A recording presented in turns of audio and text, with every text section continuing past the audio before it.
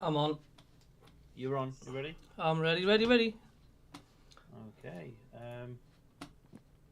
I should be live now too. So, hello and welcome to those of you watching back on demand. I'm Anthony Mackham. On this show so far, we have DJ Earth SFC and Jacob Aviard. We are hopefully getting Rosie Laws and Andy KB back and on the stream. They have the invites, so if they come, oh shit, I just need to mute myself because I had that loop come through about 20 seconds later. Do you want to do your intro, mate, and then we can go into it from there.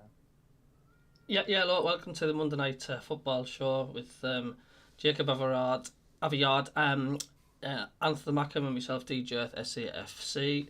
And we're hoping to have Rosie Laws and possibly maybe as a guest from one of the Stoke City supporters. But at the moment, it's us three. So welcome to this week's show. Jacob, do you want to say hello? Yeah. Do you want to? I can't see you yet, mate. So I didn't pick you up. Are you there? Is it working? Yeah. Hello. Yeah, Awesome. Perfect. Right. So the normal structure of these videos is to go over the last week's matches.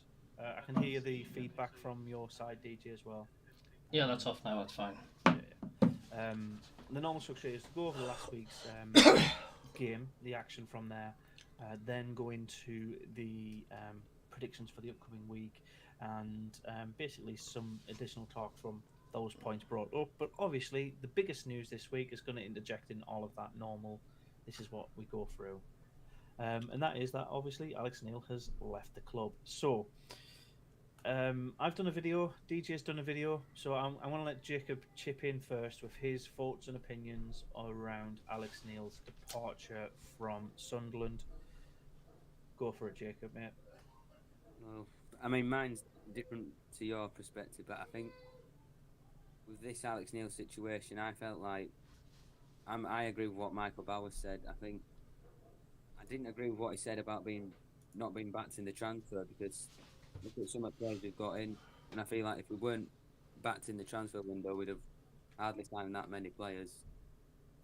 And Yeah, you know what I mean? It's just and the club that he's gone to Stoke. I mean, they're not as big as us, and I don't feel as if they've done much in recent years of football.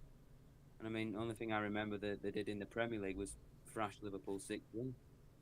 yes. So I can't they, remember it. they exited the Premier League directly the season after us, and since then, oh no, it was the season after the season after. So it was 2 seasons after. But since they've been in the Championship, they have basically solidified themselves as a mid-table Championship team. Was it 16th, 15th, 14th, and 14th, respectively? It's very average, very what the hell's going on. So the whole move from Sunderland to Stoke from Alex Neil, I think, has baffled a lot of people. Um, Morning, Stephen. Welcome along in the chat. Do you want to call out DJ when anybody pops into your chat as well? Yeah, that's not a problem. Perfect. So yeah, in terms of my opinions on it, I'd recommend you go and check out my video that's on the channel for that. But to sum it up, I think there's Alex Neil is to blame somewhat. Obviously, it's his job. It was his position. He chose to leave it. I think there's a lot of negotiations from the employers from both standpoints that need to be taken into consideration as well. All we know, or all the press release from Sunderland's standpoint is saying is we revised his contract at the start of this month, which was increased from his original February contract, and then he was further revised on Friday afternoon when he notified of his intention to leave. And that, for me, again, it does scream that the increase was obviously an increase. Nobody's going to turn down an increase from their current employer. But that increase isn't the market rate, or it isn't the at the correct value for what Alex Neil perceives as the job that's required. Um, Now it's down to our recruitment side of the business, recruitment by the side of the Sunderland business, to find a replacement for him. But it's not. I don't blame him for not taking the revised offer, because why wasn't the revised offer the original offer? That's where I'm really kind of peeved. if we were willing to go up, then yeah, why didn't we do that in the first place? Why did we give that negative connotation in that renegotiated August contract for him to go looking elsewhere? DJ? Yeah, I mean, I'll take it. We're starting with the obvious. Is that somebody coming in? It is. That's Rosie joining in on the chat. Ah, how you doing, Rosie? Just want to wait and she's popping I'm in. alright, thank you. You all right? Nice to Yeah, see. I'm fine, thanks. How are you? Nice to see you. You okay? Hi. Good, good. Rosie, do you mind turning on the... Oh, there you go. That's it. I can see you've got your light. Perfect. We couldn't see you very well. It was just a very dark room. So Jacob's gone through his initial thoughts around Alex Neil leaving. I've gone through mine. DJ was just about to. So once DJ's done with his, Rosie, feel free to chip in with your opinions around Alex Neil leaving the club. Well, yeah. Basically, I mean, I was listening to the Talk Sport show today. Richard White, Simon Jordan, and Graham Souness. Got to say Souness in the way you say Souness, being a Scottish lad. And it was just all mixed, mixed points about it. And me personally, there was an interview with Alex Neil by Talksport by Richard White. He was asked. Alex Neil was asked literally just after when Sunderland got promoted at Wembley. So what's your plans with Sunderland now? Do you fancy a bigger challenge in the Championship? And even back then, Alex Neil didn't give a definite yes, absolutely. All he basically said was, "I'll be having a word with the board and basically seeing what's what." Me personally think his mind was already made up even weeks before the playoff final. I think he knew that was a stepping stone. Perhaps he could have been persuaded with the transfer budget being a bit bigger, but until we have both sides of the story, or Speakman comes out and lets us know what's going on, a lot of us are still sort of guessing a little bit. I'm not bitter. I mean, it's frustrating, but I mean, I wish Alex Neil all the best. I mean, let's not forget. I mean, he gave us one of the best days out, whether you were at Wembley or not. He got us promoted, which if it wasn't for him, I think we would have still been in Division 1. But it's like we don't really know what's going on. I mean, there's that many ifs and buts and guessing about, isn't there? About is he going for personal terms? Is he going for wages? We could go on all day just circulating around what's happening. I mean, yes, we know that he's been offered more money at Stoke, but I do think there's more to it. I don't think it's 100% Alex Neil to blame. I don't think it's 100% the football club. Sunderland's to blame. I believe it's just something that mutual agreements. They didn't agree, so he's gone his way. It's a natural breakdown in relationship, is essentially what you're getting at there. Yeah, that's what I think. I'm just going to chip in with with two people from the live chat coming in. Tam says, "Evening lads, Twitter expert thinks we've gone for the best looking manager that has ever graced the game, and it will be announced shortly." So I think I know who that is. And Chris Minton says, "Hello." And if I do, I'm going to be calling out chat messages here. So if you want to see them, you can see them there. So Rosie, what are your thoughts on this?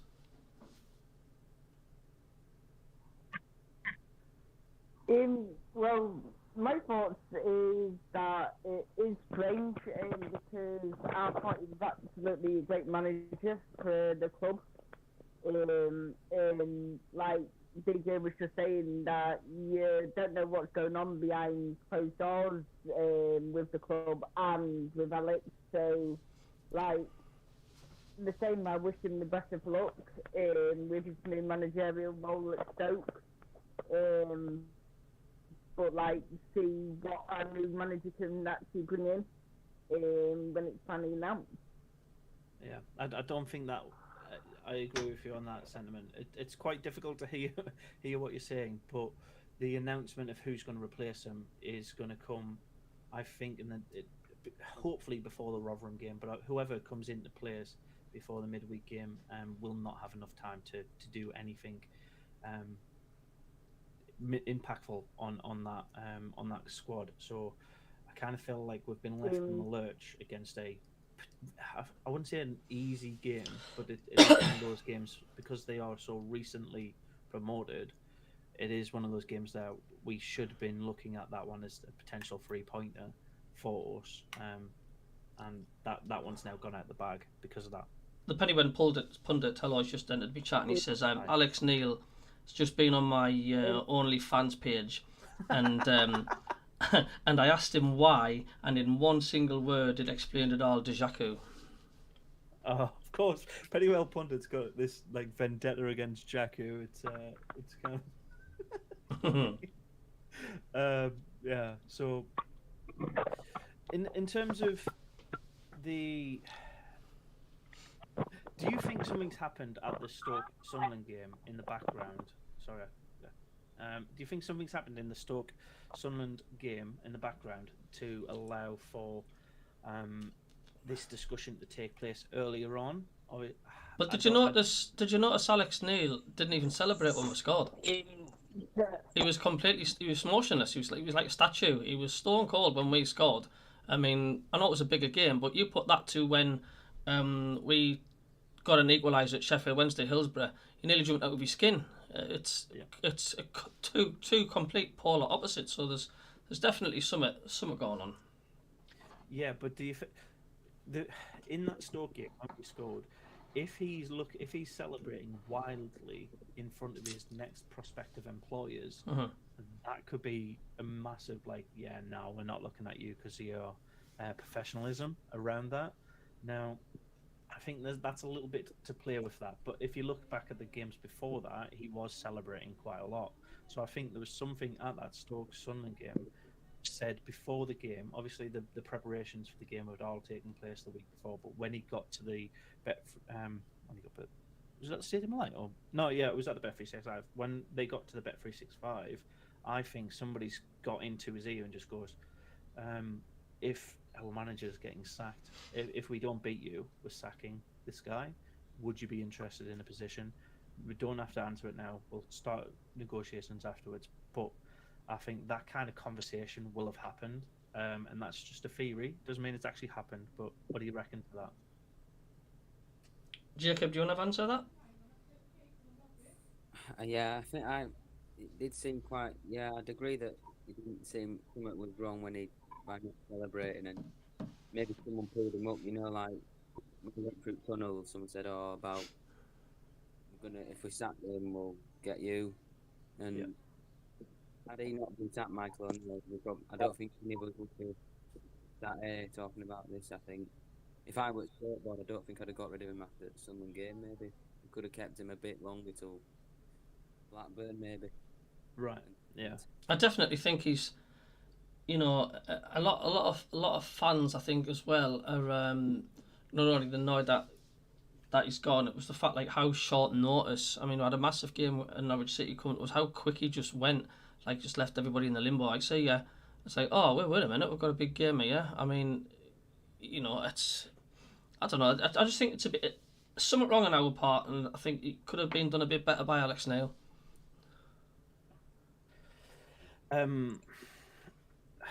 Yeah, Rosie. So to what I was reading not so long ago, that Tony Mowbray was actually training with the Sunderland lads. Mm-hmm. Oh, when? I was reading that. He was actually training with him at the Academy of Light today. Today? So, okay. So yeah. We're thinking Tony Mowbray is getting his foot in the door already, or potentially showing what he can do as a interview kind of question kind of thing. That's really interesting. Okay. Tony Mowbray being the front runner in your eyes for the direct replacement. Okay, cool. I forgot what the leading question was before that.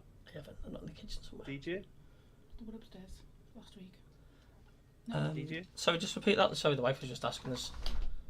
Have I seen a nail clipper somewhere? She's come back from camp and what was it? Repeat that again there. No, I was just saying, what was the leading question going into that, by the way? What with the Yeah, the leading question. Like the manager coming in, having that backward conversation. Do you think that's happening? Do you think that happened with Alex Neil at Stoke, but also is that happening at Sunderland now? And Rosie mentioned that Tony Mowbray is at Sunderland, or was at the academy today, training with the lads, which I think might be an interview kind of thing. I think it's we've had a manager sort of lined up for a couple of weeks. This is yeah, I do. I mean, apparently he was at the Coventry game. I know it was a while off, like, but this has been going on a lot longer than what I think it has, and I think Sunderland's been getting ready behind the scenes to sort of pounce. And I just think it's been going on a lot longer than that we do think it is, and obviously it's all coming out of the woodwork now, and you know, as it possibly waited for a stepping stone, what perfect chance to wait until after the Stoke game. And it's a bit of a coincidence it's all happened after the Stoke game, wasn't it? Yeah. Tam chips in on the chat saying Alex Neil was asked what he thought about Jurison Bennett. He replied, "Never heard of him. Now he's in the first team squad with the number 19. That's got to be a breaking point for him." So that the signing of players, I don't think we as a club have done badly in this transfer window, but the control of the signings, I think, have been completely away from Alex Neil, and that approach might work for somebody on the interim, but when you want to be seen as a manager, not just a head coach, not just a stopgap in a club's history, you want to be like a builder of an era, then like I think the control of head coach is just way too limited for a lot of potential signings. And I think, like Rosie mentioned, Tony Mowbray might be okay with that. He might be okay with taking away some of the control of signing players, and he just wants to manage the players that are in front of him for the next match. But I don't know. There's only so much that some of these managers are willing to give in. Tam also says Tony Mowbray, supermodel, smoggy football hero, and soon to be Sunderland boss. And then Pennywell Pundit says Mowbray just been there the past few weeks to keep Jack Hugh out of the stadium. He was hired as security. Jacob, do you want to chip in there about the head coach situation? Well, about the Tony Mowbray thing, why? Because they were at Coventry. I've been told that he knew the chief scout. I think his name is James, because they were the good mates and they were at Blackburn together. So I thought it won't be my first choice, but you know, I mean, he did all right at Blackburn and West Brom, but it wouldn't be your first. Tony Mowbray wouldn't be your first choice, but out of the top choices, so I think your hand is on your microphone. I think. If he's not your first choice, I think he would be of the pundits, like bookies odds. I think he's the first one that would be accepting of a head coach and not a managerial role. Yeah. And he did stabilise Blackburn, didn't he, in Championship, so he could stay up with us and then he could leave on a high note at Sunderland, and then someone even better could take over Sunderland and then take us in Premier League. Yeah. I think that could make it work out. So are you seeing the... I'll ask Rosie now. Rosie, are you seeing the next appointment of our head coach as a stopgap before a full-time appointment of a manager, or are you seeing them as the next big era? I think it'll end up being another rolling contract before he's given a chance to become a full manager. I think that's what Sunderland will do. Give him a rolling contract to see how he does before giving him a permanent chance. Yeah. And do you think that's going to be Tony Mowbray, or do you think it's going to be anybody else that's been thrown in the mix? Well, I like the sound of that Liam Manning and the ex-Chelsea coach. Which one's that? Sorry, I don't know. And and it was name was mentioned on another chat what I'm in, and his name's gone out of my head. No worries, no problem. Right, DJ. Hello. Hello. So, stopgap or full-time appointment for the next replacement? So, do you think the next person's going to be 6-month rolling contract, or do you think they're going to be our next manager for? I was going to say 3 years because that seemed like a really long time for a Sunderland manager. Oh, what our club just don't bloody know, do we? Let's be honest. I mean, we're kept in the dark by that much. We just don't know. We're constantly playing guessing games because I mean, there's hardly any communication between the Sunderland fans and the board regarding posts on social media or Twitters or anything, just to let us know what's going on. There's just this deadly silence coming from upstairs. And is that detrimental? I just don't know. I mean, we haven't had people that keep saying Tony Mowbray isn't Tony, but until it's signed, sealed, and delivered, and he's holding the scarf up, then we don't know. I mean, obviously, if Tony Mowbray does get it, I mean, what we were saying before Alex Neil, for God's sake, I was one of them says, what we got him for instead of Roy Keane. I mean, at the end of the day, it's a results business, and I think what we've got to do is we've got to judge Tony Mowbray, dare I say it, until at least Christmas, until the new year, when things start getting tasty and the league table makes sense. Will we have Tony Mowbray if we get him long term? But once again, that is a results business, isn't it? But you've got also a relationship thing, isn't it? As well, results and relationship. Yeah. We could get Tony Mowbray and sign him on a really good contract, and then he does what Alex Neil's done so far and just completely bin it because of the lack of communication and lack of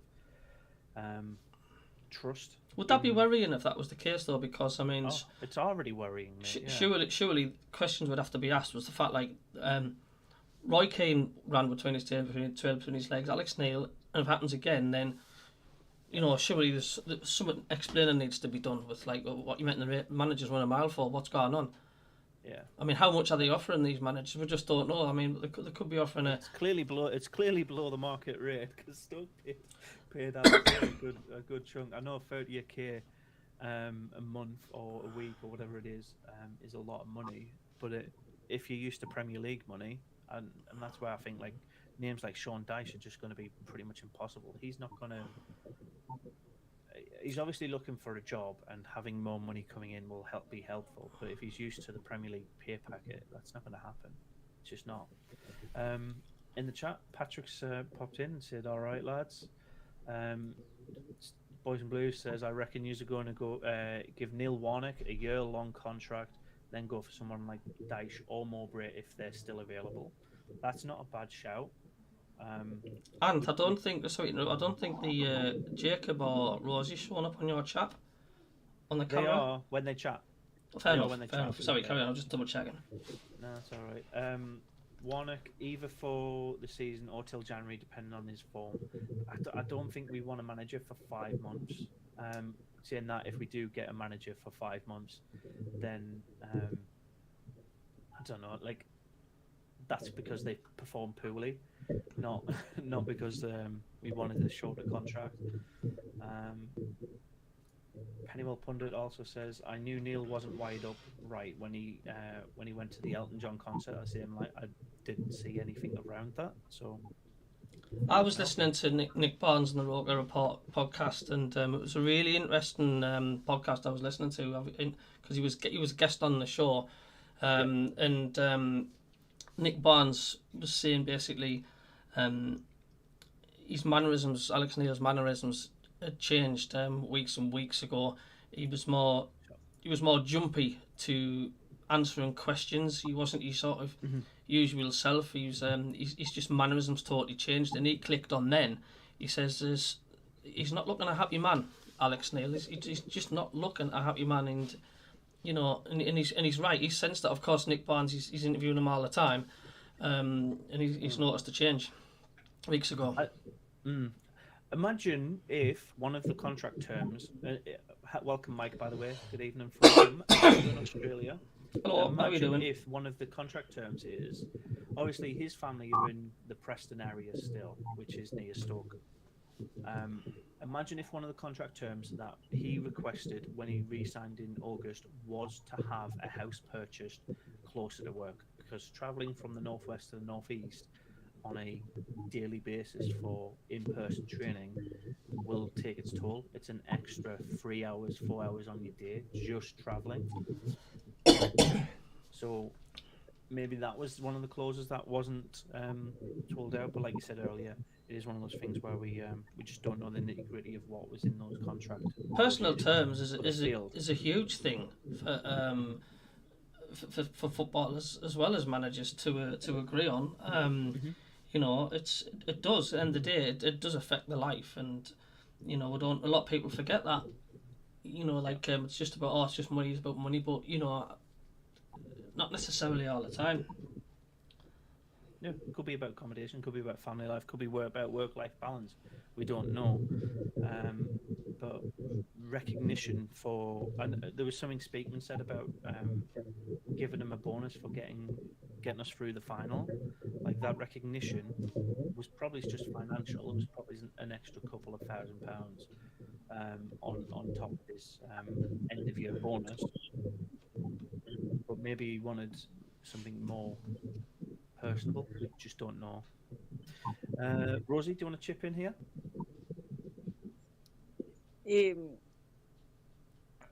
So, like you say, with him living in Preston, obviously, like with his travelling, it'll be awkward for him. But like literally, we played the Stoke game, and then on the Thursday, their manager got sacked. And by the Friday, they'd already approached Alex Neil for the job. So it was a bit annoying because we didn't know what was happening, and then we got thrown in the deep end. And now we're on the search for another manager again. Yeah. So Patrick says, we never know what goes on behind the scenes. Who knows what his missus is in his ear for the last 6 months saying, Alex, we're not moving to the northeast. It could be that as well, and that could be a swaying point. But then Boys in Blue asks, would you take Big Sam? I'll throw that to Jacob, and then DJ, you can jump in as well. Jacob? Like, with Alex doing that, I think it was similar for Will Grigg, wasn't it? Didn't he have family in Wigan or something? And that's why he wasn't playing well. And yeah, there's difficult places in it, North East. Yeah, the Northeast is it feels like a separate little island away from the rest of the EFL. Patrick says he would take Big Sam all day. Personally, I wouldn't, because he is very much of the same mindset that Alex Neil had and took a bigger, better paid job, which lasted a week and a half. But that was his personal greed. So if we're, as a fan base, are saying we don't want anybody like Alex Neil back in place who's greedy, then we can't really say, yes, Sam Allardyce is fine. It does make sense. DJ? Yeah, without doubt. I mean, look, we're not going to get a high profile name manager. The way Sunderland are wanting to get things set up. The way it's looking at me with like Speakman and stuff. It's the wanting to start off slowly. That's the way I'm getting the impression that they keep bringing young players in, and I think the likes of Alex Neil and that he wasn't wanting that. He was wanting like more mature, more experienced players. But I think that's the reason why I think we'll get the likes of Tony Mowbray, because we won't get the likes of Roy Keane or Big Sam or out like that, or even Sean Dyche, because the way Speakman has got the road mapped out for Sunderland, it would not suit their managers, because, like I say, it's just, we know what their pattern is. It's bringing young'uns in, isn't it, and bringing them on. And that you can tell what they're doing. They're starting the building blocks right from the bottom and building up. And that's what they're doing. And I think the likes of these managers, Sean Dyche, Sam Allardyce and stuff, would want it the other way. They'd want like experienced players straight in. I mean, I've signed that lad from PSG. Have we got him? No, so there was Twitter rumours again. Twitter being the epicenter of Sunderland news at the minute. And we've got He's that. apparently retraining with PSG this morning. And we've got Juice, and haven't we? Juice and Payne's that new lad. Is he going to be starting Wednesday? You mean Bennett? Bennett. Juice and Bennett. Yeah, he said Baines, and I don't know what that fruit. No, I said Juice and Payne. Oh, God. So with the PSG lad, PSG actually added another clause. What they wanted to add into the contract, they wanted a 10 million euro sell-on fee clause added into the contract, but some of them rejected it. Yeah, and that'll be because we would, if we sold him on, we would have to think he's worth more than 10 million euros before we sell him on, because that's his base value, and anything on that is the profit margin. And that's essentially what we're doing with these young players. We're building them up for profit in the future. We're not building them lads to be in our squad until they retire. So there's that loyalty factor from Sunderland as a building block, as a club at the minute. I don't think we are reciprocating that back to our players, never mind our manager. So like that's why I get like some Sunderland fans are passionate about the manager not being loyal to us, but I don't think we're being loyal to our employees. Andy's asked some thoughts on Rotherham, who haven't lost this year. We'll move on to predictions in the next section, Andy. But, yes, we'll hire you. Would Allardyce have money in mind for this stage of the career, though? Probably not. Sorry, Anthony. Patrick says, sorry, Anthony. I agree with DJ on his YouTube post yesterday. Alex Neil left for money, and hate me if you want. It's a job. Can't blame him. I'm in agreement with that, Patrick. But I do think there's a little bit of the loyalty needs to be reciprocated if that's what we're expecting. But Well, Graham Souness says on TalkSport today that there's loyalty just very rarely doesn't exist anymore in football now. With players and managers. Yeah, and there's a case in point. Andy brings up Diamond leaving on loan. The loyalty factor to that player, he helped us get promoted without a shadow of a doubt. And we basically, as soon as we get into this tier, we say he's not good enough and ship him out. So it is swings and roundabouts. We're seeing one thing from a PR standpoint and then doing complete opposite in actions. Jacob, what do you reckon, mate, on loyalty? I agree with the loyalty thing. Money talk. So I don't know if it's your audio or something. I can hear some feedback. Yeah, somebody sounds as if they're underwater. let me just try this. Let's try that. And there you go. Jacob, try it now. Yeah, I said like that we've gone the other way now. It's like money's gone to players and managers' heads, and it's not what it like used to be 50 years ago. As in, like they'd play for the badge and wouldn't care about the money, and they'd stick with the team and not think about just buggering off and that. But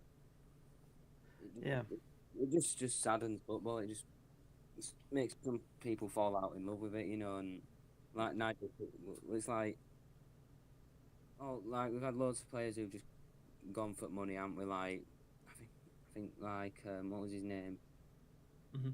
I think Josh Maja want money. I think his contract got messed up by his agent, but it's just a Sunderland thing. This sort of thing that happens. I feel like I've never really seen much of it with other clubs.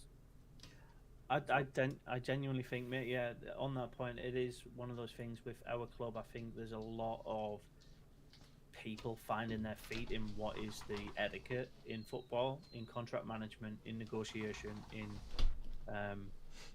ultimately there's two sides of it. Obviously, from a fan's point of view, we want to see an entertaining game. We want to see players that are passionate. We want to see the results go our way. Whereas from the business standpoint, they want to see performances being put in, the players upping their market value by putting in those good performances, and they want to get as much profit out of the investment that they've put into the club. It is a little bit of a it's trying to get that perfect mix of these two worlds of profitability and business acumen versus the passion of the fans. And I think there's a huge split at Sunderland with that. The passion of the fans is being ignored for the sake of profitability. And I do understand it, but it's really, really frustrating. I'm going to throw it to Rosie, but you can't. You need to just quickly unmute your microphone and go from there, because I think it was your mic that was doing the echo. So Rosie.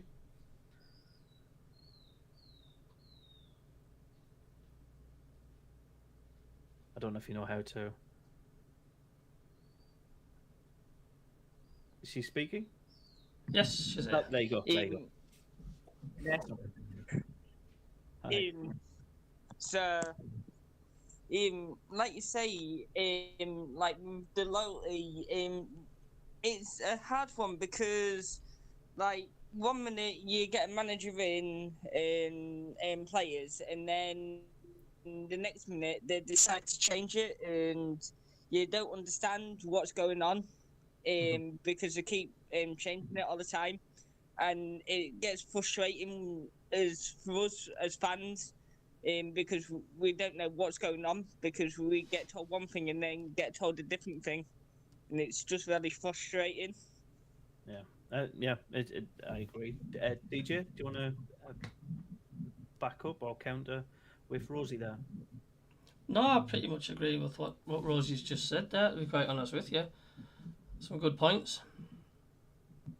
Yeah, and I think we as a fan base, like I said, that business versus fans side of it, I think it is one of those things that we've just got to put up with the business failing us from time to time.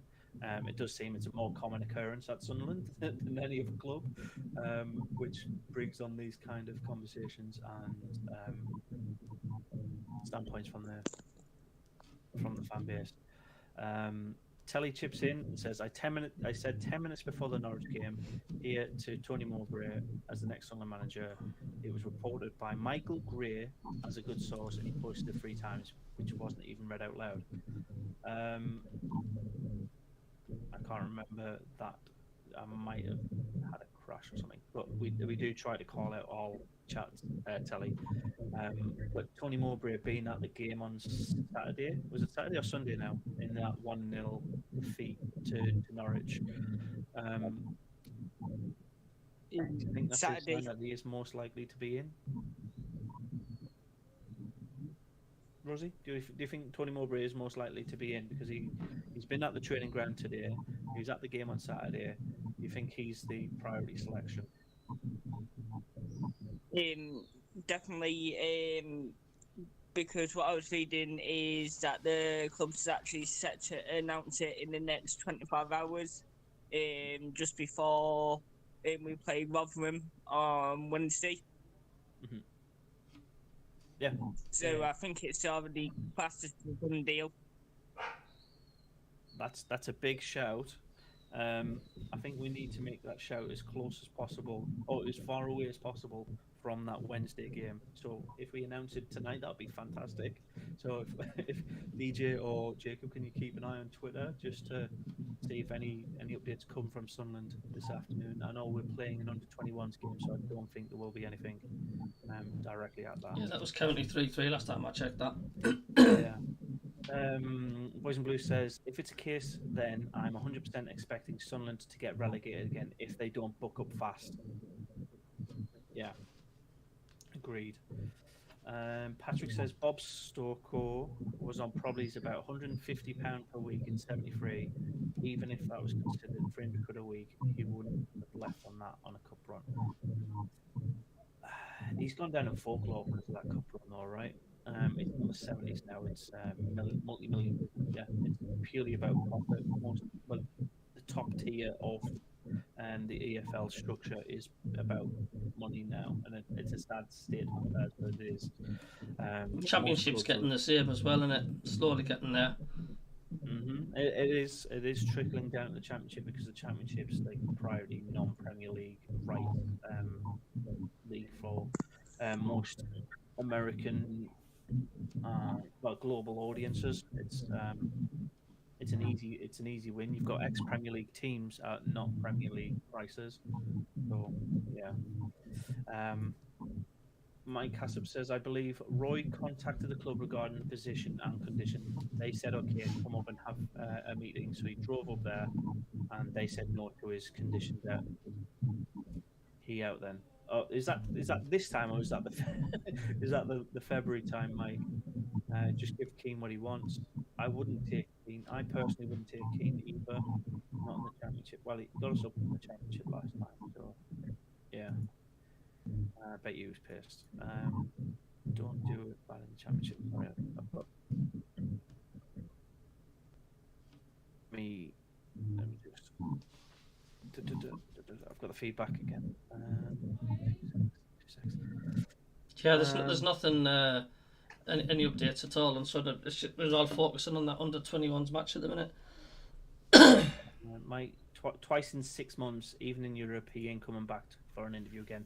He might come. So, if that is a true story with Roy Keane coming up for interviews and conditions of contract negotiations, and we basically make him drive 6 hours each time to tell him to fuck off, he's not going to come back up until we completely change ownership, which might be a decade from now.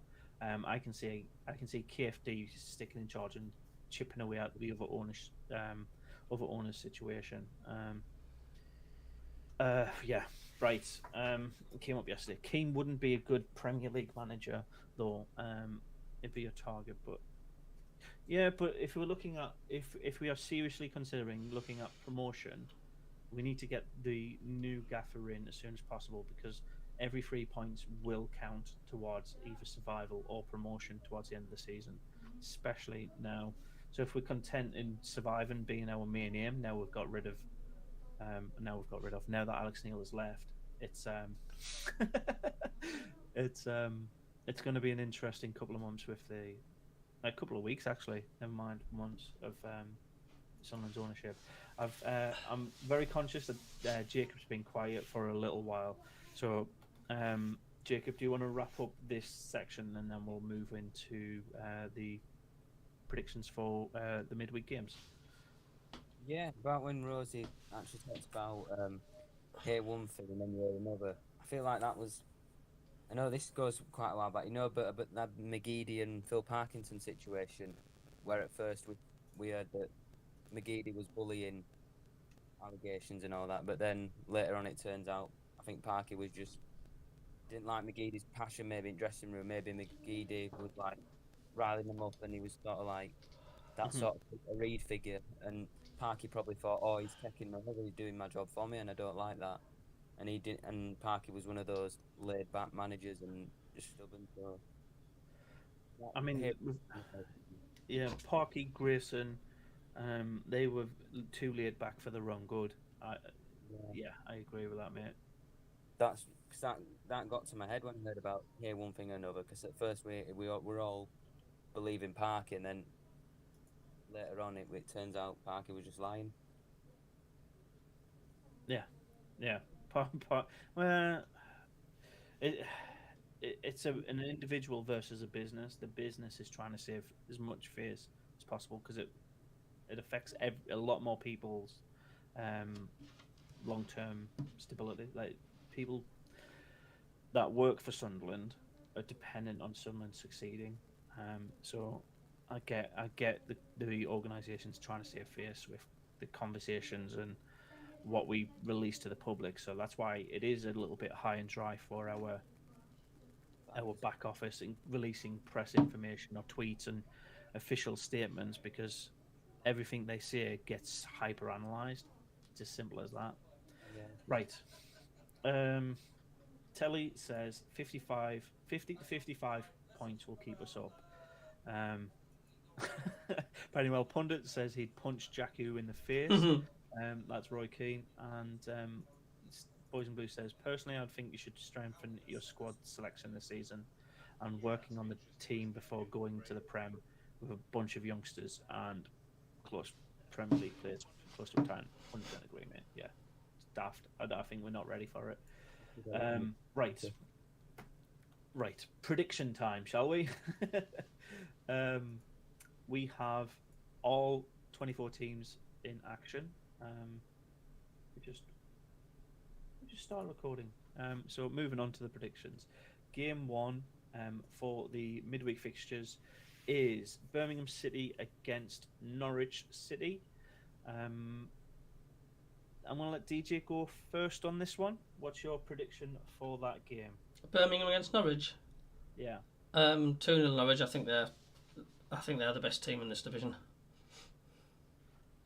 Okay, perfect. They've got good subs. I mean, you can bring Pookie on. I mean, Sergeant or Constable, his name, whatever. He's quality players. They've got a good squad.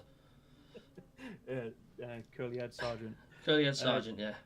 Yeah, Jacob, what's your predictions for Birmingham Norwich?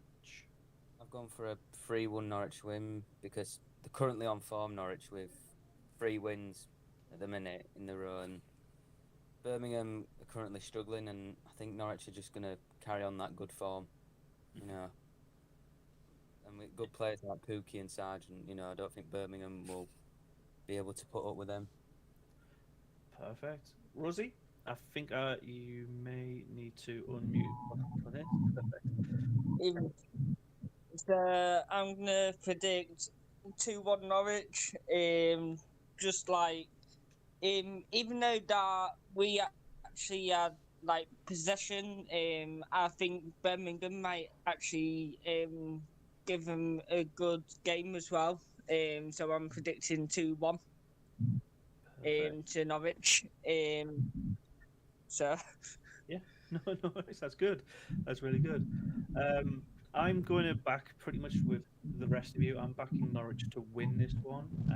Norwich are high flying. They're on that 3-game win run. They had a poor start to the season, but they're flying now. Birmingham, I think, will struggle not only from now, but I think they'll struggle for the majority of the season with their squad depth that they are pretty much lacking. They're just outside the bottom 3, and I think they'll be around there for most of the season. So Norwich being the better team, I'm going to go for a 3-1 win. And Pennywell Pundit also says Birmingham 0, Norwich 1 with a Jakku. Are you just secretly Jakku's like lover or something? Cool. Right. Game 2 is Burnley against Millwall. I'll jump in first with this one. So Burnley are not performing as I'd expect them to be at this side of the season. I thought they'd pretty much going high flying, lots of goals, defensively solid from their squad depth, especially with Company in charge. But they haven't done that for the most part, and Millwall are they're doing really, really, really well. Defensively, they've got a couple of issues, but they started off the season really quite inspiringly. So I'm going to go for a draw. I'm going to go for a 2-2 draw. Boys and Blue said 10-0 to Burnley. No bias there. Rosie, do you want to go next? I'm going to say a 3-1 win to Millwall. Because, like you say, that the Millwall have been playing well this season, and Burnley haven't been doing so great. So I'm going to say a 3-1 win to Millwall. Cool. Awesome. Nice. I like it. Jacob? Burnley 2-0 win because I think Burnley actually they don't seem to concede a lot and they've just had a good result Saturday and I think they're starting to wake up now and because I thought they'd do at the start and well, it's been a slow start so I think they're now going to start getting some wins in there and Yeah. so I think they'll get a 2-0 win. Perfect, mate. And DJ? Burnley 3-1. Any particular reason? They're another good side. I think they'll come out of hibernation and they'll follow suit like Norwich. Awesome. Perfect. Pennywell Pundit says, cruising Burnley. We are then they bring Jakku and then lose 3-2. So you think Burnley will lose 3-2? Got you, Pennywell. Perfect. It's got breaking news regarding the under 21s happening. Apparently they're down to 9 men. Oh no. And it's currently 3-3. Their formation at the moment is 4-4. 4-4-1. That sounds like a really, really entertaining game. Oh my god. It's a shame it's not the main team because you could imagine holding out for that. I also just want to quickly say thank you for the people who smashed the like button. We're on to 10 on a Monday Night Football, which is amazing. So thank you very much. Thank you. The next game is obviously game 3, Cardiff City against Luton Town. DJ, because you were last time, let's go first this time. Cardiff against Luton. Tricky one to predict this one, so I'm going to go for a 1-1 draw. Can you say that again, mate? Sorry. I'm going to go for a 1-1 draw. I was quite impressed with Luton when they played Sheffield United at home. But they are, I don't know, I just can't tell between the two sides. I think I'm going to go for a draw. No other reason but why I can't split them. Good feeling. Perfect, mate. No worries. Rosie?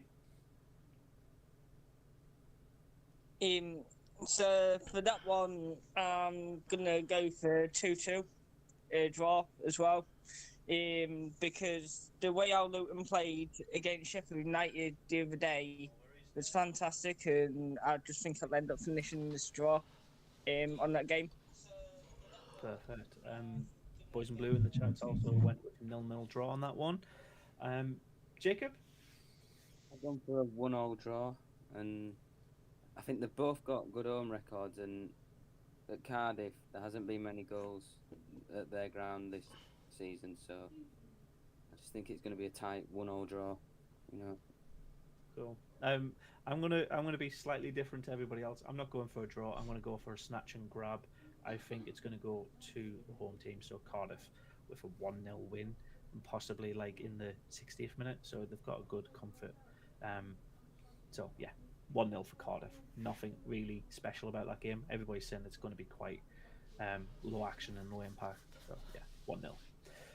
Then game 4 is QPR against Hull City. So QPR for me are misfiring, as shall I say, so far this season, and Hull City are pretty much a force to be reckoned with. They're normally in high scoring, really entertaining games, and I don't think this is going to be any different. Obviously, Hull with that absolutely quality win on the weekend, I'm going to lean towards them. So I'm going to say a 3-0 Hull win. DJ, you've just popped up on the screen, so do you want to go next? Yeah, I'm going to go for 2-0 Hull City. 2-0 Hull City. Tigers. The Tigers. Okay, go Tigers.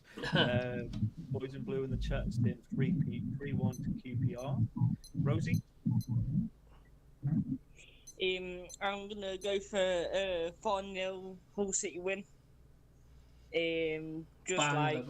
Because the Arsenal side. So I'm predicting a 4-0 Hull City win. Perfect. And Jacob, what are you going for, mate? You going for a what? Sorry. A 2-2 draw. 2-2 draw. Perfect. Both of them have scored a lot of goals this season, and I think it'll be an entertaining game. I mean, QPR, they're just one of those teams, and I think their goalkeeper's probably going to get a goal as well. So They can't do it more than once in a season. That's just not what keepers do, unless they give them a penalty. every time you get a corner, the goalkeeper's going to score this season. He's got form for it, so why not? Here's a funny thing for you. Breaking news: Sunday FC have begun advanced talks with little-known Italian manager Jack Rossi. You see that? Oh, I thought that was an official one there for a second. You troll. You see it? Yeah, it's just Jack Ross with a bloody moustache. Behind your curtains.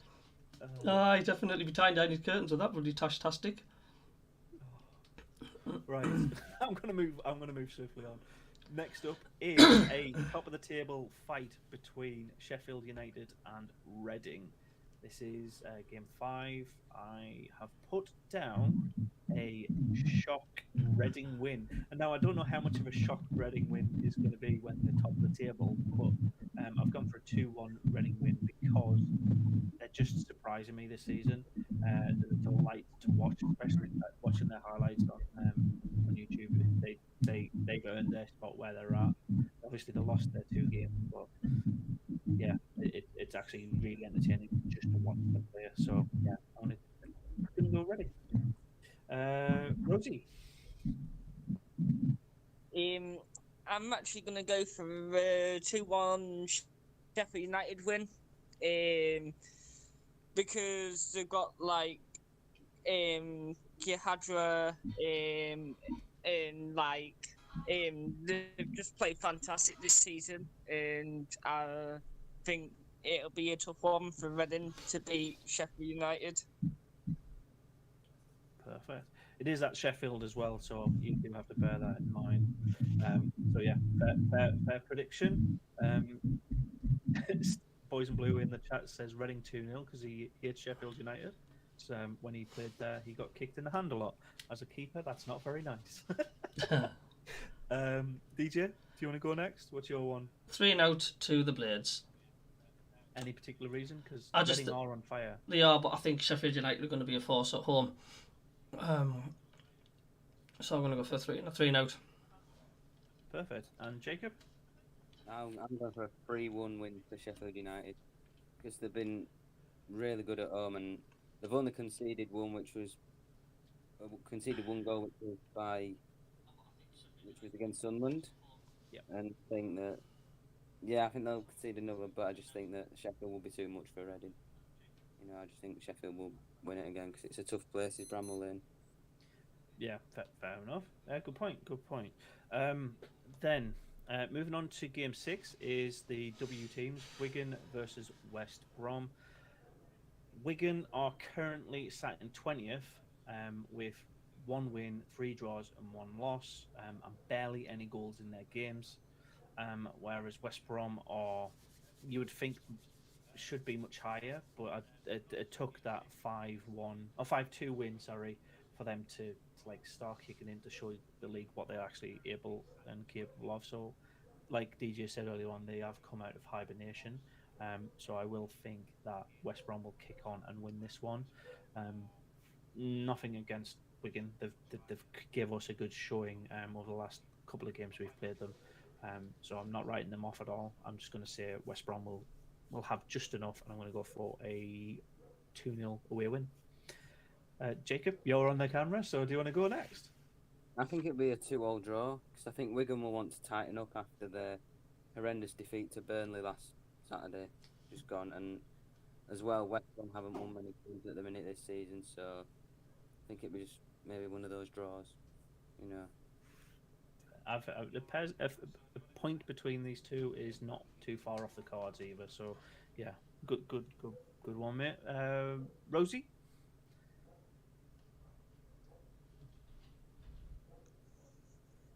Hi. You there? So the teams are Wigan, West Brom. Sorry. So for that one, I'm gonna go for a 2-2 draw. 2-2 draw. Okay, fair enough. Good. Similar reasons to Jacob, I'm guessing. Nice even. fight. Yeah. Okay, cool, awesome. And DJ? The Steve Bruce roller coaster, but I think we'll be going dipping down this time, so I think they'll lose 2-0. Perfect. And Boys in Blue also in the chat says 2-1 Wigan with an 87th minute winner. Roki is saying West Brom 3-1 as well. Awesome. So, yeah, a lot of people. This one's got people in a little bit of a mix-up. Nobody's really sure who's going to be the odds-on. Then the final game on Tuesday evening is Watford versus Middlesbrough. This one's the later kick-off. I'll let Rosie go first on this one. What are you saying? So for that one, I'm gonna go for a 2-1 Watford win, because at the moment Middlesbrough haven't been doing well this season, and I think with Watford being the next ex-Premier League side, they've just got more of a chance overcoming Middlesbrough. Okay, perfect. I'll chip in now. So Stephen in the chat, Boys in Blue, sorry, is said Watford 4-2, and I'm inclined to agree with that high scoring, high free flowing game. Middlesbrough have been unfortunate in getting results go against their way, even though they are scoring and looking really good creatively up front, but they're just defensively weak. So on the polar opposite end of that, Watford are just a clean, nice attacking team this season. So yeah, I'm going to go for a 3-1 Watford win.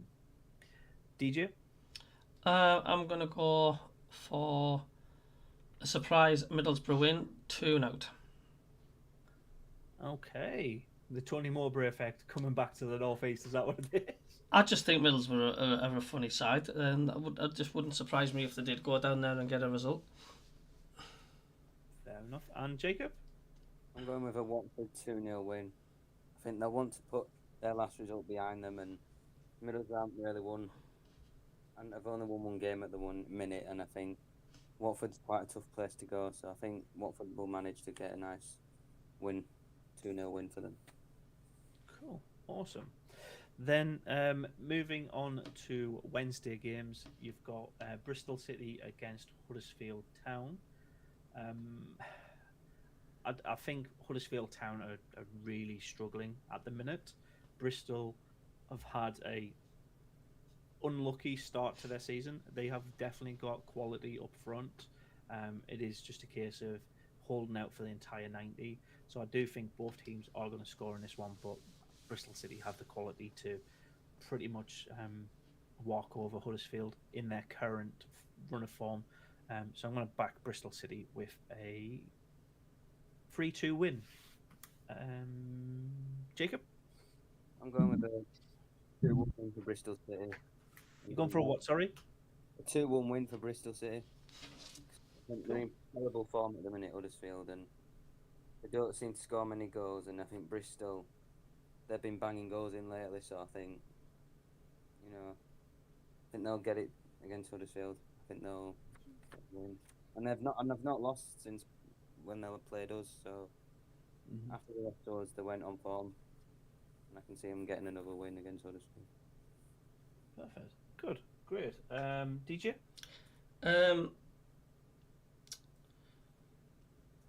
I'm going to go for 3-0 Bristol City to the Robins. Oh. Clean home win. Clean home. Yeah, win. yeah. Okay, cool. And Rosie?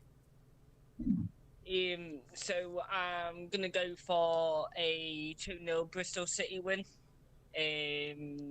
Just like obviously like the performance, and like Jacob was saying, that they haven't lost since played us. So. Yeah. Okay, perfect. Then this game, I'm not sure if we can go ahead or not, because it's Coventry City against Preston North End. As we know, Coventry City have had a lot of pitch issues over the last few weeks. It is still scheduled to go ahead. It is only 2 days away, so I think we would have had a postponement announcement by now. So considering this is the first official Coventry City home game that could be at the Rico, I'm going to back them, even though they've started really poorly this season. I think that home element does help quite a lot. So I'm going to just say a nice, easy, hard-fought 1-0 win. DJ? I am going to go for...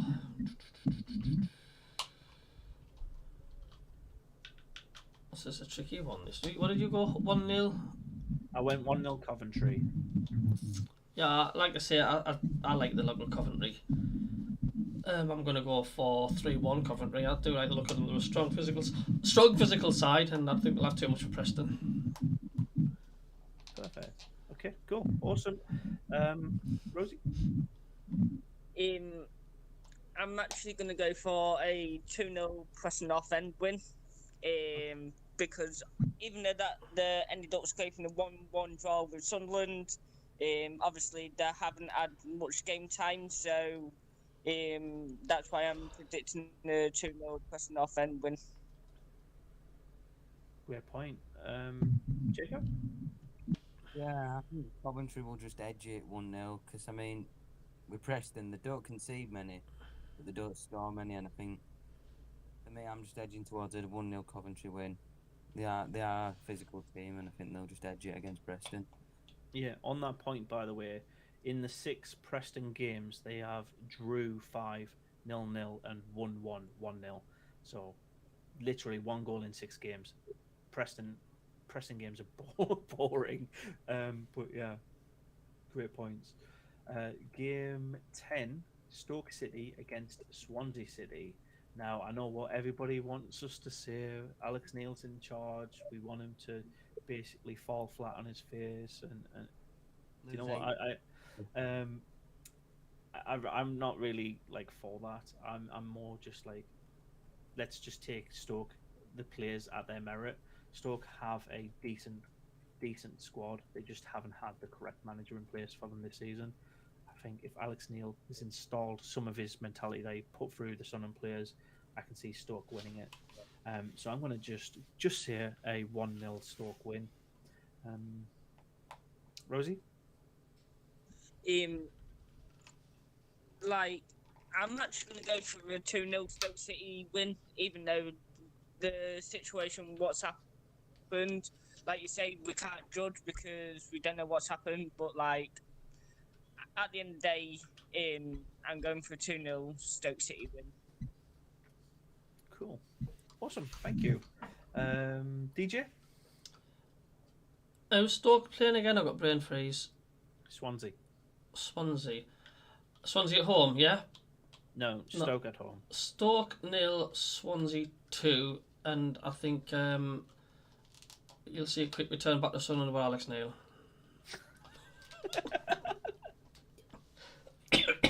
Okay. So when you get off your mushrooms and you're off your acid trip, what do you actually think? Seriously, no, it's going to be I think it's going to be a comfortable 3-0 Stoke win. Awesome. Right, Jacob. I think a 2-1 win for Stoke because I think Alex Neil will be that breath of fresh air for Stoke, and at the minute Swansea are on bad form, which is quite surprising because Swansea tend to do fairly decent. They're one of those mid-table sort of sides, and yeah, I just think that Stoke are going to win it 2-1. Perfect. The next game is Sunderland versus Rotherham. I think everybody knows the situation with Sunderland, and Rotherham are currently in 5th. Jacob, do you want to go first? I'm going to go last on this one, by the way. So, all right, we're going to go 1-1 draw. Okay. I think Rotherham have been in great form and are a tough team to beat, and we're currently in turmoil because of Alex Neil's situation and that, and you don't tend to win games when you haven't got your new manager in yet. You know, like with the coach and all, you know, like assistant coach and all that. It's not It doesn't tend to happen, so I think it'd be one of those games, you know, a 1-1 draw. Not draw. Perfect. DJ. I'm going to go for 2-2. Another draw. Any reason you think they were going to score and concede 2 goals? I don't know. Something in my bones telling me 2-2. Rosie? I'm actually gonna go for a 1-0 Sunderland win. Just because, like, even though the situation, what's going on, I think just escape it and like get a 1-0 win. And I'm actually gonna predict You alright? for the goal. Stuart to get a goal. So I'm just shutting the conservatory door. I'm freezing my baguettes off here. Hold on. Oh, right, so, and then my goal. With Sunderland being without a head coach, I think there's a lot of nuance that needs to be considered. We don't know who's going to be in charge in the game, but I do feel, because we're at home, we have that slight advantage. We played Rotherham a couple of times last season, and we did get the better of them. We've improved our squad since then. They've upped their squad as well, but not to the level that we have. So I think just because of squad depth, I think we're going to win. But I think it's going to be that classic football score, 2-1. And I can see Sims and Stuart getting them. Sorry, Jacob? It'd be just class to see Ross Stewart get a late winner, you know, like a typical sort of championship game. You know, 80th minute crossed a header or something like that. Just his leap of Loch Ness drop. Right, and the final game of this wave of fixtures is Blackpool versus Blackburn Rovers. I'll let Rosie jump in first. So I'm gonna go for a 3-0 Blackburn Rovers win.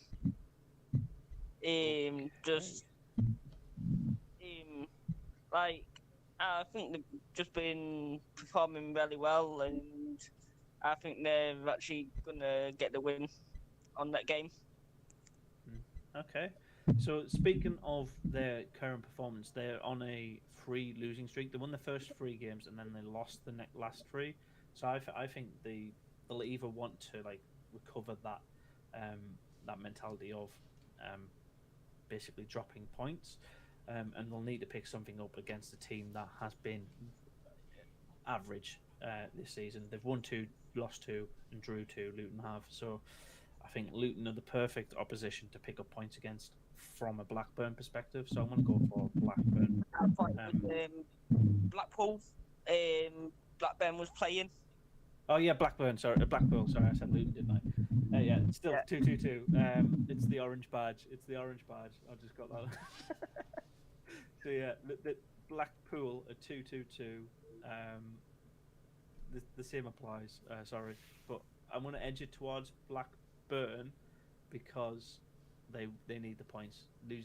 Winning 3 and then losing 3 just shows you that there's something that needs to be balanced out. So I'm going to go for a 2-0 home win. Jacob, you're on the camera, so go for it, mate. Alright, I'm going to go with a 2-2 draw. You know, I think classic Lancashire derby, and I don't think Blackburn will want to carry on that losing mentality. They won't want to lose another game after these past 3 games that they've been having. And Blackpool, they've been on edge with their results, their past results. So I think both teams will be at it, and I think it's just going to end 2-0. Perfect. And finally, DJ, do you want to wrap this prediction bit up? I'm going to go for Blackburn Rovers 2, Blackpool 1. Perfect. Awesome. Right, that's the prediction section done and dusted. I don't think we've mentioned anything about how the lads going to prepare for the Rotherham game. Have we spoke about that match? We've spoke about it in the predictions, but not actually like the build up. We can go over the build up for the Rotherham game now. We've got a couple of minutes extra on top. We are slightly over our normal hour running. But, Yeah, we have had big news though, haven't we? It has been a intense week. Yeah. So, yeah. Just to let you know that I'm gonna get going because my phone's actually nearly dead. And Yeah. Okay, Rosie, cheers. Thanks for joining us, yeah? No worries. Thank you very alright. much for being here. Appreciate it. Cheers. Get it charged up. Yes, what's up? Welcome along. Boys in Blue said in the chat, Dubrovka has just signed for United. Is that the £85 million deal? Which is a waste of money. Not gonna lie, it's a massive, massive waste of money. But yes, right. In recent years. Sorry, Jake, you're very quiet there. Sorry. Yeah, so I said it must be shit supporting Man U with recent years. You know, like Louis Van Gaal. Is it Van Gaal? Van Gaal, I think. Yep. There was David Moyes and there was a manager rumoured to be Sunderland on the bookies, Man United manager. I think he's from Norway or something, but. Ole Gunnar Solskjaer. Ole Gunnar Solskjaer. I can't say it. His name just completely messes me up. What are you doing? Hello, Lola. She's been asleep for the entire time. She just woke up. Funny girl. That's how the wife sounds when she wakes up in the morning. Just put your phone on charge. Awesome. Thank you as well for being here, Rosie. It's lovely having you in the chat. Yeah, it was good. It was good. No, United spent 100 million on a Brazilian winger called Anthony. I'm not Brazilian, mate. Imagine having that kind of just bank, kicking a ball around. It's ridiculous. Football's got ridiculous. Right. We'll move away from the prediction section. So while I'm just doing the graphics, we're going to move on to the preparation that we need to do ahead of the game on Wednesday. So I'll change that from predictions to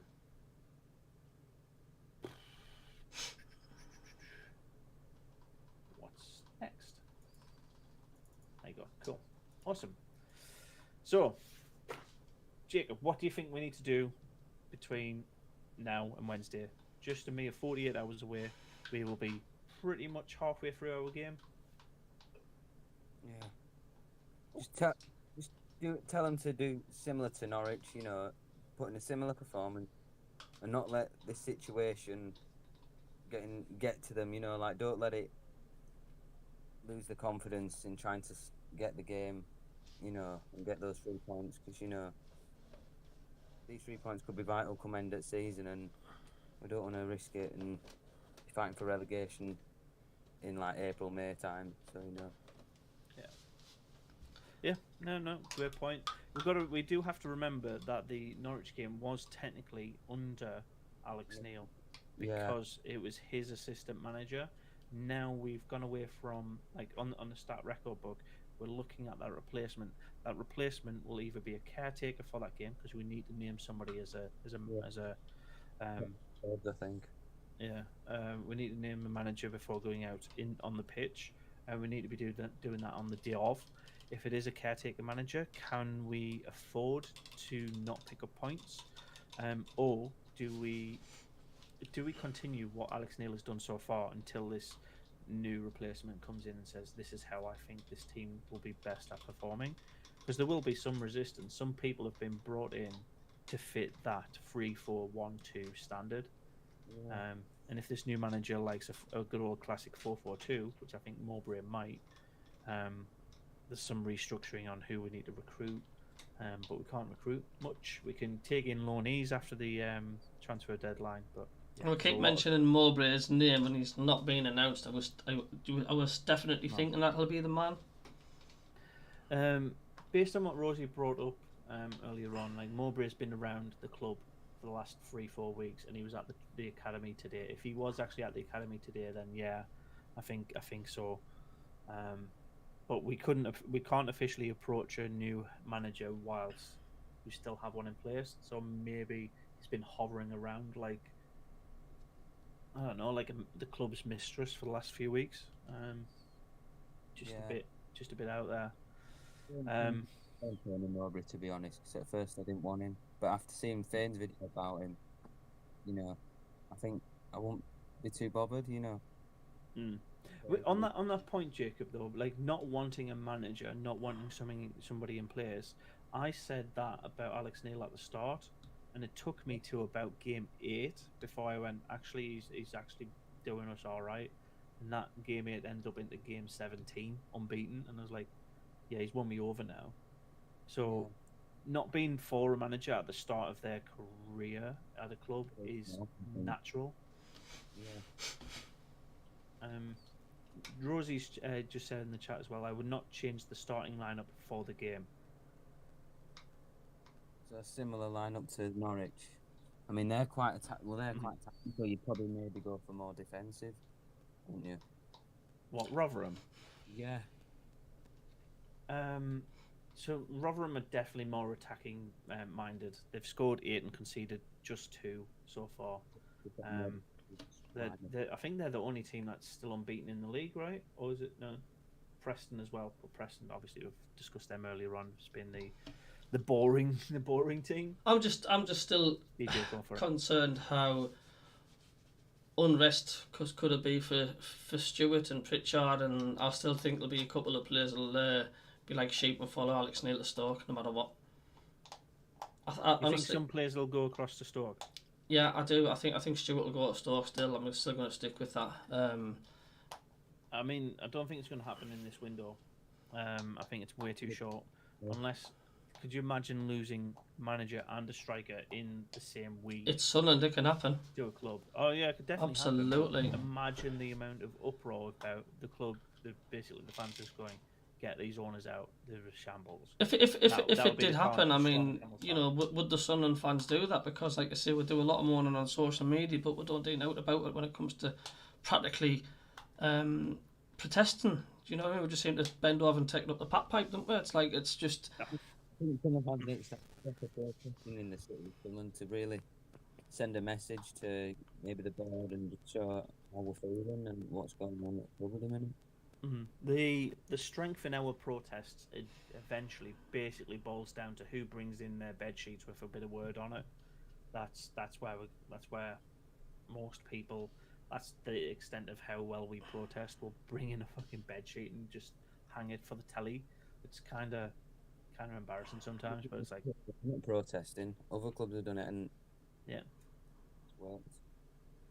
I don't know. I mean, do you think a protest's too early though?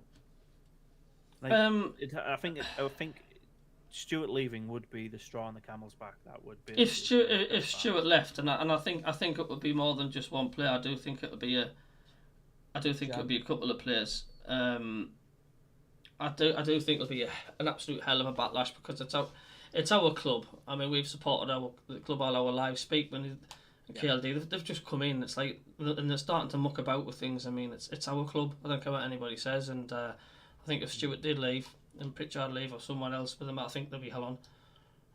So, Rosie's just popped in a tweet from a journalist who works for the Daily Mail North East, and his tweet says Tony Mowbray is set to be confirmed as a new Sunderland manager as per reports elsewhere. Deal agreed, and Mowbray will return to management a few months after standing down at Blackburn. So that it sounds like it's odds on now for that to happen, but until it's officially released, we don't know.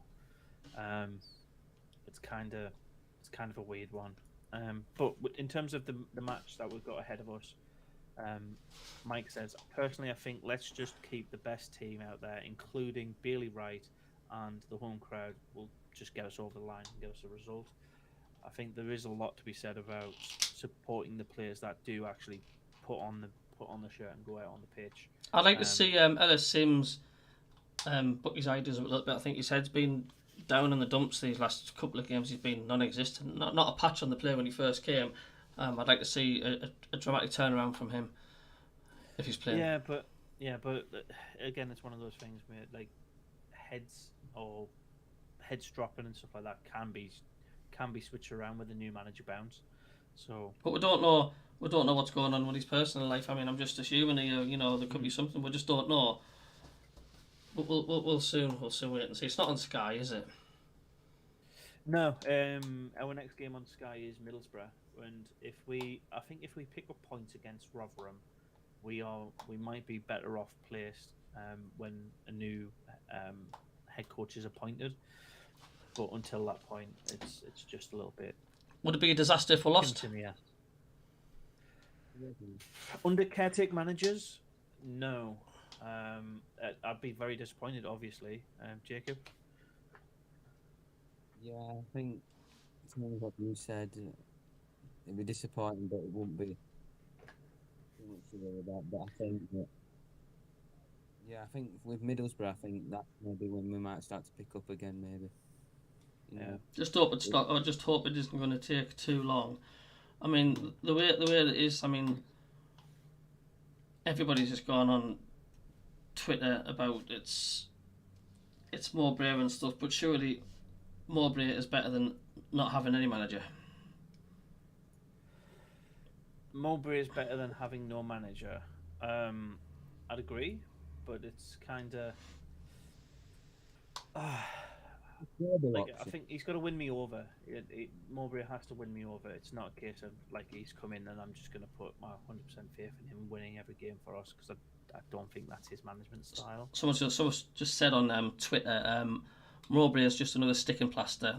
We keep hearing about a sustainable future. Another new manager in 12 to 18 months is hardly a signal of sustainability. Great point. Whoever made that tweet. Somebody called Snatch. Of course, he's called Snatch. But it is a great point. Like, sustainability means building. The way I see it is, every time we start a new manager, we start a new plot of land, and we build this new building. Every time we change it, we've only built 6 months into the Alex Neil structure, and that's just going to get left, and it's on to the next one. How long before constantly changing these managers do we have a new project restart? Project restarting every single 6 to 12 months is not really a solid foundation to build progress from. I don't know. It feels a bit weird. I think under Lee Johnson, he did a lot of good work to put us into that playoff area of the table. We could have had somebody like Grayson who left us mid-table, and then Neil come in and would have been much more of a harder thing to do if we didn't have as many points as we did on the table at that point. But yeah, I think we need to just accept that we're not going to win a lot of games, and we can do what Blackburn have done at the minute. You can win 3 games and then lose 3 games. At the end of them 3 games, if nothing progresses or changes, that's when if that 3 games then turns into 5 games, then turns into 7 games, then I just look at getting rid of them. But I think we're just too emotively driven. Like, every match we lose, we're like, sack the manager, this person shit, this person shit, this person doesn't deserve to wear the shirt. I think we just need to settle our heads down and just go, it was 1 game, move on to the next one, progress.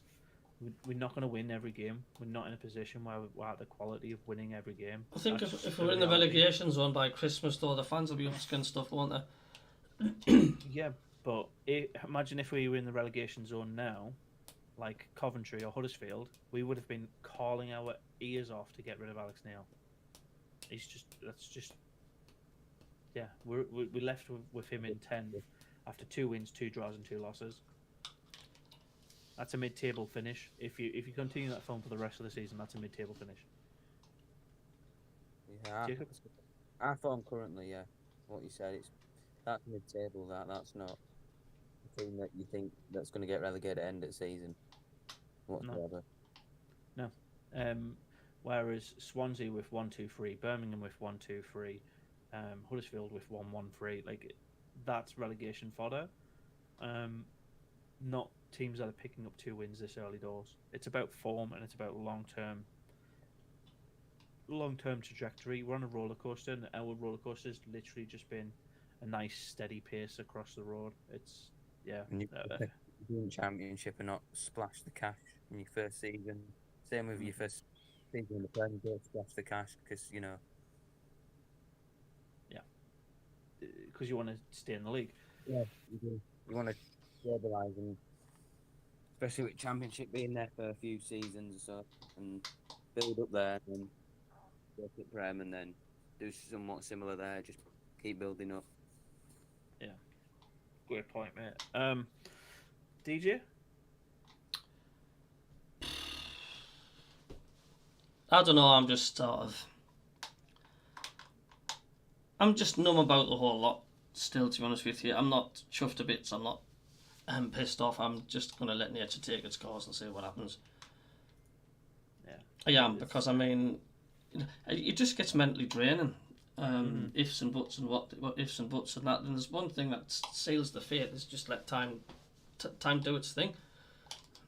Yeah, like I think you're right there, mate. We're in the middle of a breakup between one manager to the next. We have this conversation when Lee Johnson left. We have this conversation when the next manager leaves. It's just the nature of what football's like now.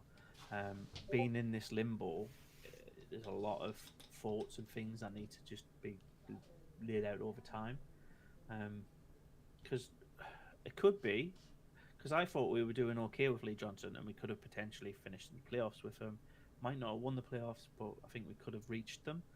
Now, it's that if what's buts ahead of us, if Tony Mowbray does come in, if another gaffer comes in and that gaffer is better, does a better job with the players that are there, we'll all think Alex Neil who? Because if Stoke go on and like finish 10th, that's a position of four games. But if we finish 7th or above, which is I think a bit too much of a shout for where we're at now, but this new gaffer could be the absolute quality that we need. So I'm just taking this as the opportunity that it is, rather than the breakup that it was. I mean, you said it could be more of a positive, Alex Neil leaving, because the next person could be even better. Yeah, exactly.